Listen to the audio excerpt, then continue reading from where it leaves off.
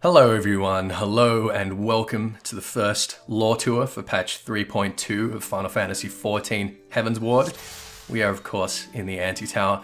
For those of you who don't know how these videos work, if you haven't seen a lore tour before, basically what we do here is I run through a dungeon with my coffee and my notes next to me, and as we go along I just talk about lore and etymology and history and all the kinds of things that you'd expect me to be talking about. So we're going to dive straight in. We got a Porogo River Tamer. Now Porogo, I'm probably wrong about this, but I'm pretty sure that if you were to try to spell frog in katakana, it would probably be Furogo or Porogo. There's no clear mythological precedent for the name, but of course magic frogs are a pretty common idea, particularly the association between frogs and witches like you see with Matoya. We'll have plenty of time to talk about Porogos in here and how they appear in other Final Fantasy games, but for now, River Tamer basically implies to me that this is a Porogo which wields water magics, and he seems to demonstrate that here. We all know what a leech is, I'm not going to worry about that. We just killed, hang on, I'm just going to turn my sound effects down a little bit so we can get a bit more of that gorgeous BGM. I love the music in here. Oh man, this has been one of my favorite patches for new music. Anyway, a Bifroceras, we just killed a Bifroceras. So a Bifroceras, it's an early Jurassic ammonite. It's a cephalopod, so it lived about 200 million years ago. It would have actually looked a lot like, well, the one that we just killed. I'm sure there are going to be more of them coming up. With this sort of ram's horn shell, which is actually where the term ammonite comes from. So the Greeks named fossils that they found of these horns of Ammon, given depictions they had seen of the Egyptian god Amun with ram's horns. So if you've seen me run through Sharlayan dungeons before, you'll know how significant the logarithmic spiral is to the Sharlayans, and the shell of the Bifroceras it's yet another example of a logarithmic spiral, which is pretty cool. Might explain why the Sharlayans want to tame them. Now, we just killed a Horopkin. For anyone who isn't a fisher in-game, the Horopkin appear to be another Allergan creation, but not an intentional one. They're more of a byproduct. So you can catch Proto-Horopkin in the etheric-chemical pools in Azazlar. The descriptions seem to imply that they're fish that have been mutated by the contaminated etheric contents of the water in Azazlar. So they're basically our equivalent of, I guess, of the Simpsons three-eyed fish. And I guess this is their adult form here. In design, they seem to be closely based on the Kappa, I guess, sort of, from Japanese myth. The name Horopkin isn't a close reference to anything in particular as far as I know. We might posit that they're kin of Hrop, but whatever Hrop is, I honestly have no idea. If you have any theories, then of course, feel free to leave them below. And now we're just repeating, we're seeing more of the same enemies, so it might be a good time to talk about what we're actually doing here. Well, as we know, we're looking for Minfilia. It seems that in our flight from Uldar through the Sildir Aqueducts during the events of Before the Fall Part 2, Hydaelyn managed to tell Minfilia to throw herself into the path of Y'shtola's Flow spell, which is that forbidden teleport magic we've talked about, so that she'd be cast in the live stream and allow Hydaelyn to draw Minfilia to herself. So Thancred and Kryl studied some etheric residue at the aqueducts and compared it to readings at the place of Hydaelyn's intervention against Ultimer at Castrum Meridianum. They found there was basically the same kind of phenomenon. So why did she do it? Well, we find out after this dungeon that Hydaelyn has basically become too weak to summon people to her in the same way that she did to communicate with us throughout 2.0, so she let Y'shtola do the hard work for her. Furthermore, she's also too weak to communicate with anyone directly, so she has to echo through Minfilia as a mouthpiece in order to talk to us. Tell us some pretty important details you previously neglected to share.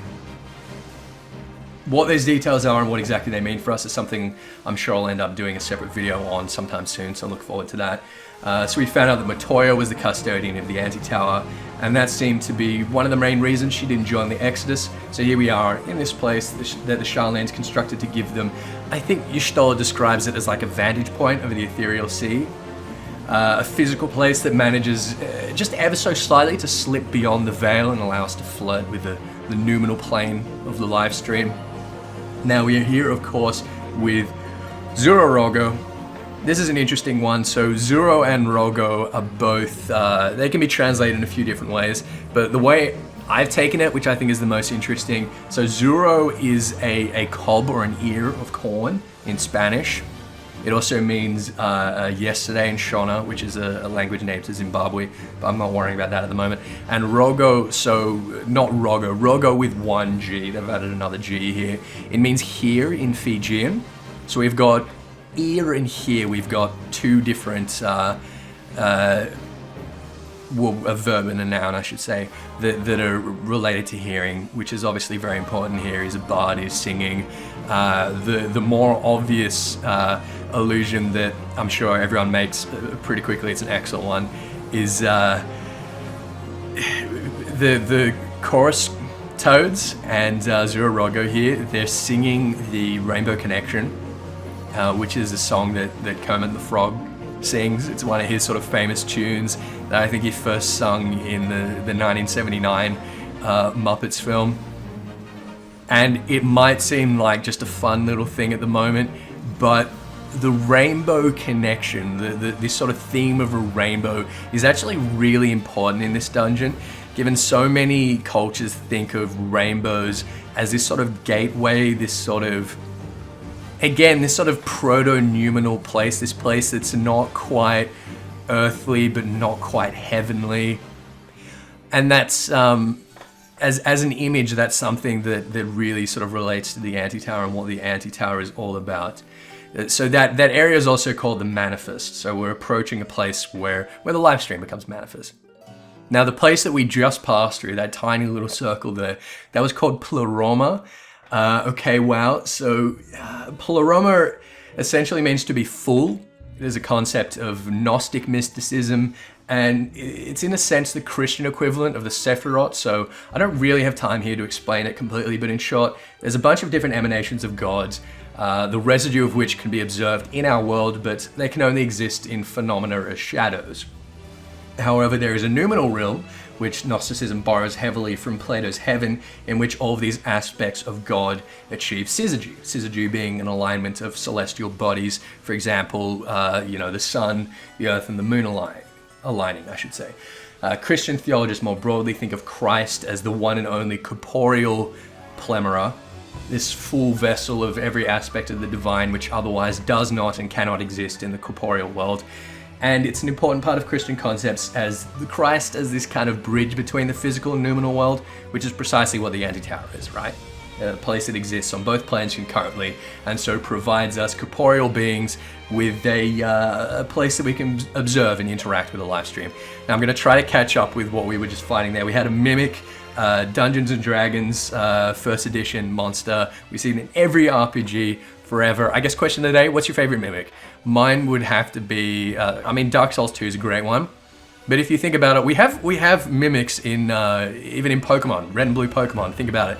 When we're picking up what looks like an item on the ground and it turns out to be a Voltorb or an Electrode, that's a mimic. It's the same thing, right? Okay, Fire Homonculus. Homonculus I've talked about in several other places. I always get a little bit nostalgic when I see Homonculus in dungeons because it takes me back to my very first lore tour, which is the Labyrinth of the Ancients. So the homunculus is a concept from medieval alchemy, firstly. The idea that you can make like a little person if you get like some sperm and some blood and like a dissected horse or cow womb. That's what I'm thinking of, womb. I don't know why I was lost for words there for a second. Anyway, so you put some human blood and sperm in there and you end up growing like a little person. And I don't mean like a little like baby, I mean like a miniature adult person. So it was a big influence in that sort of age-old nature-nurture debate.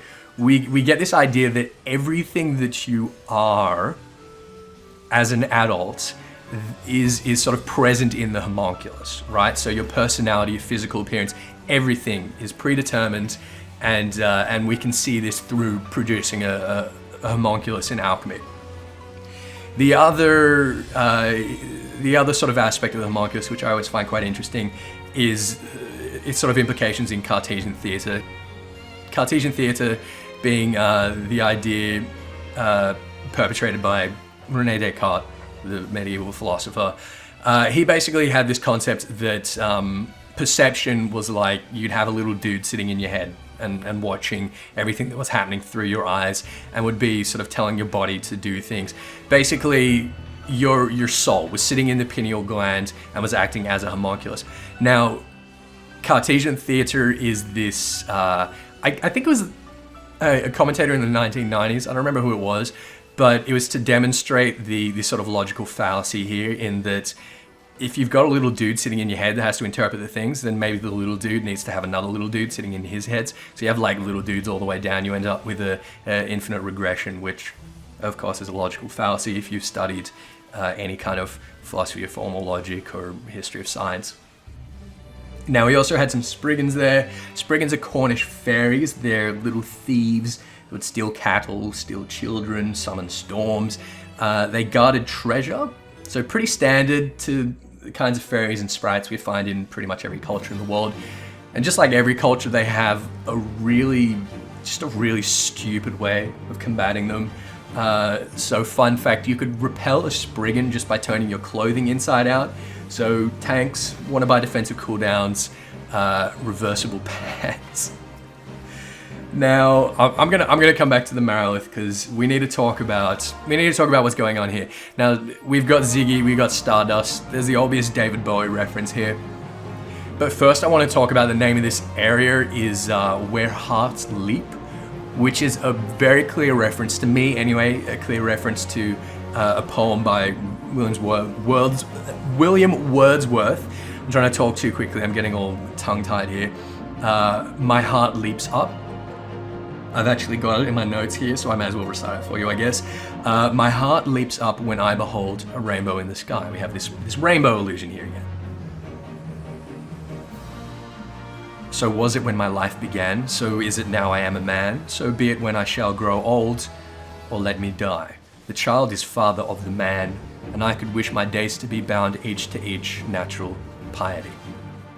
So again, we have allusion to rainbows and the sense of wonder that Wordsworth experiences when he sees a rainbow, which is consistent when he was a child, when he's an adult.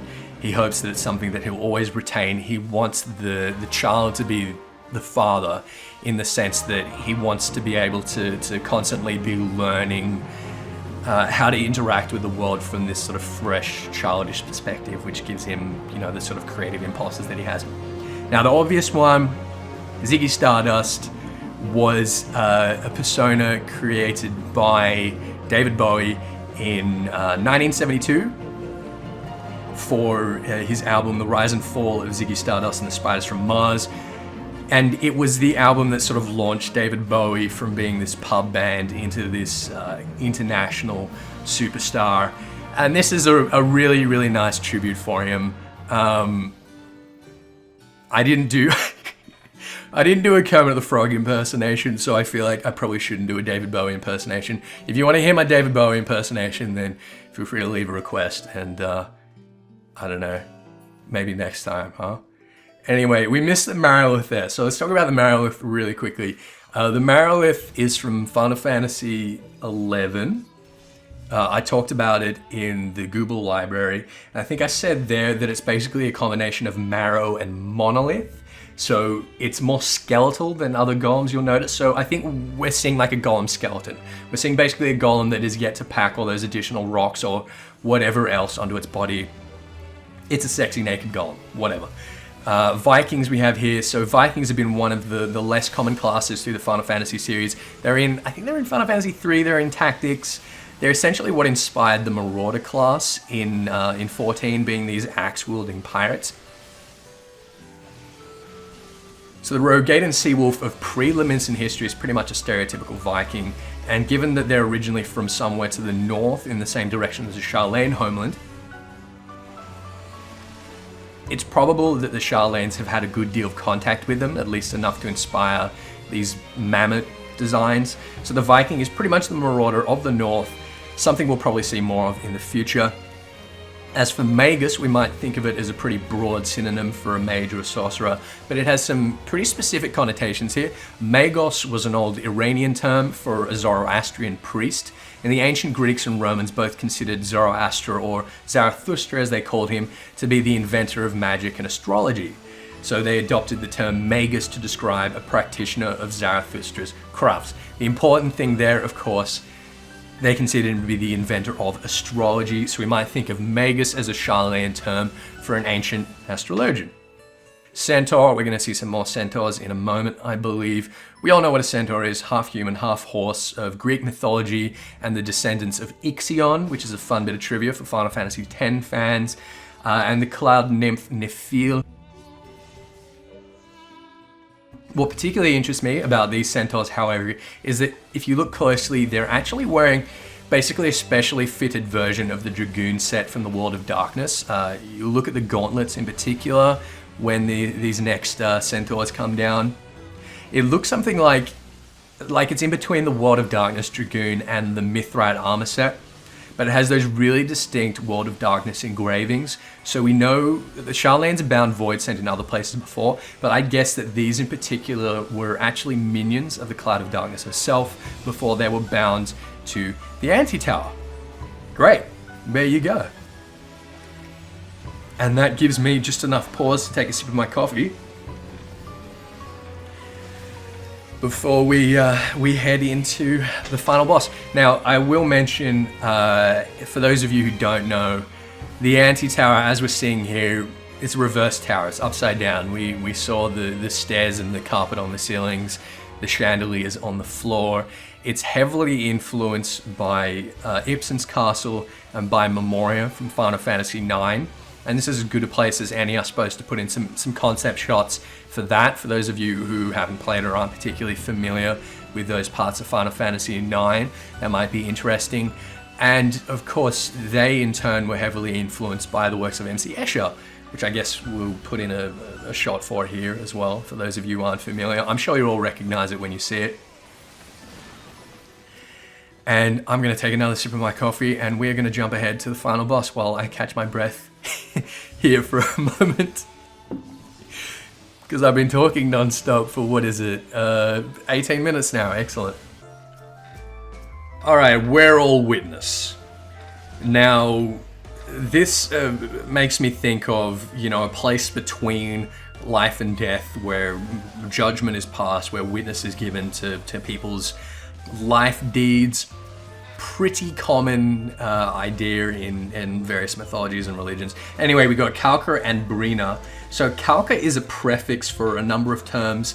Particularly I want to talk about here calcareous, which describes something that contains lime, is essentially chalky in texture. Calcareous is also used scientifically to describe the operculum of a snail, which is that little structure that basically seals their shells, which are, more often than not, in these particular gastropods, you guessed it, logarithmic spirals. So the logarithmic spiral really is pretty much everywhere in Charlemagne culture. For those of you who haven't seen me describe it in other videos before, the logarithmic spiral, it's basically a physical representation of the golden ratio. So it's this really important discovery in mathematics that we see absolutely everywhere in the physical world and is used to describe a whole bunch of physical phenomenon. The Charlemagne, at least in my conception, they think of it as a way that everything might become knowable by observing nature. So the Charlemagne sort of axiom, knowledge seeks no man. Well, the flip side to that is that if man is to seek knowledge, they are going to find that pretty much everything is knowable in a very real sense. Anyway, I feel like it's come up so many times that I really ought to do a dedicated video on the logarithmic spiral and its connection to Charlemagne at the moment. So tell me what you think, if you'd like to see that, and I guess expect to see that in the near future. Now, Brina means frost in Italian. So Calca Brina together is perhaps chalky frost or frozen limestone. Another image I think might be interesting here is a snail whose calcareous operculum has been frozen, trapping it inside its own logarithmic shell. So the snail in this case is Charlemagne. This drive and philosophy of the Charlemagne that the logarithmic spiral represents for them, it also serves to confine them and limit them, freeze them within this prison that they've created out of this logarithmic shell. So Maybe Matoya here is having a dig at the Forum's pacifism and the way they're so single-minded in fleeing at the first sign of trouble from Garlands. I know this interpretation is a stretch, but I don't think something has to be strictly true or deliberately placed by the devs for it to be something that can get us thinking about who and what the Charlands are and what they represent. Anyway, that's another lore tour. That's the fastest one we've managed in a long time. Thank you very much to Cherry Boy, my personal Dark Knight, for knighting us through that one and getting this done in less than 20 minutes, actually. Fantastic. All right, well, that's a lore tour, and I'll have the next one coming up, probably, hopefully, in the next couple of weeks. So look forward to that. Feel free to leave your thoughts below, like, comment, subscribe, all that good stuff, and I'll see you all next time. Cheerio!